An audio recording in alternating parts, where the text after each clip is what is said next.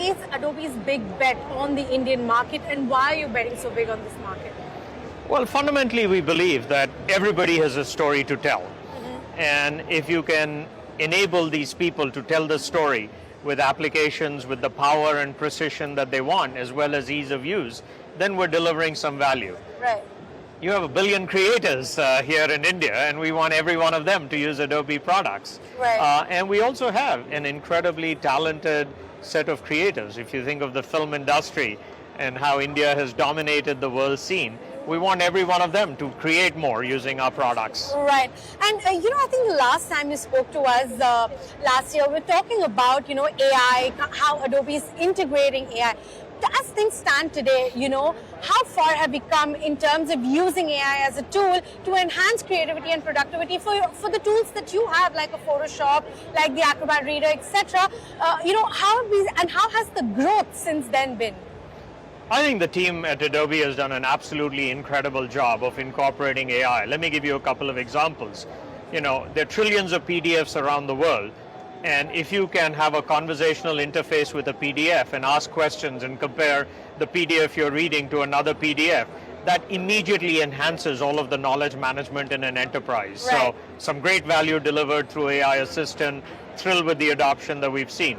On Photoshop, right, when you have the ability to do things like generative fill, where maybe the picture size was not right or the resolution was not right, and we can make that perfect for you using AI.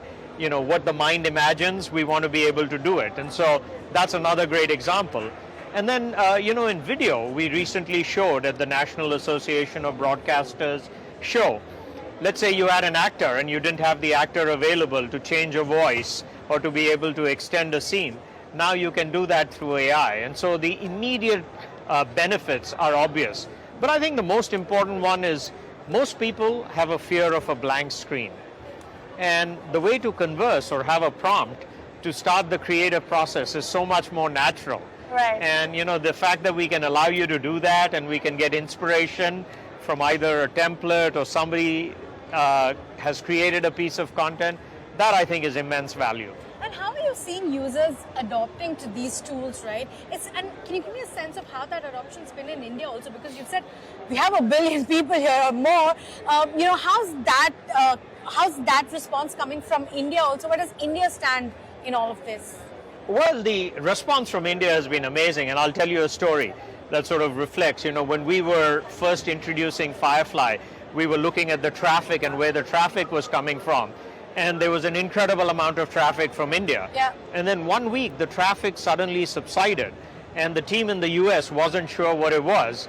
But as a cricketer, I knew it was the World Cup, India was playing, the final. And so that just shows the volume of traffic right. From Indian creatives is immense. And so we've been thrilled with the adoption. We've been thrilled with how they're adopting it for local. But this market will continue to be a really important market for us moving right. forward. Some of the points that you mentioned sort of brings up questions about ethical concerns, whether it's being able to create voice using AI. How are you sort of dealing with that? Well, Adobe has really pioneered two things. The first thing we pioneered is the Firefly set of models that we have created have been created using data that we have licensed for. Mm-hmm. And we're unique in that. Mm-hmm. And so, designing content and models with content that we have licensed for, I think Adobe is one of the only companies that have done that.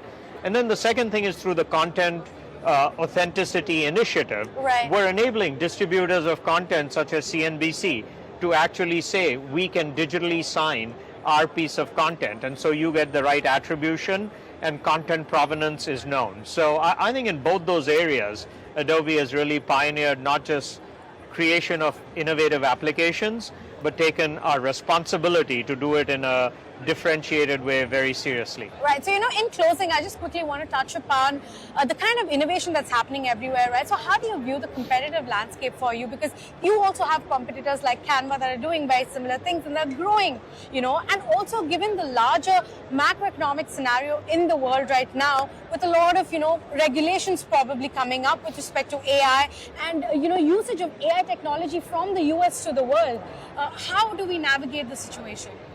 I think there are multiple questions in that. I mean, the first is data sovereignty has become an important thing, and we have data centers all around the world, so that the content that people want to create, we respect data sovereignty. So that was one question, and I think that is going to just continue globally. Right. I think the second question was around many more companies in the space, and I think it's wonderful. I think having more companies in the space forces us all to innovate, and Adobe has been known for pioneering products, and we love the fact that there are more people focused on creativity. When you create as large a market as Adobe has created globally, right, it's bound to attract more people, and I think it only serves customers well.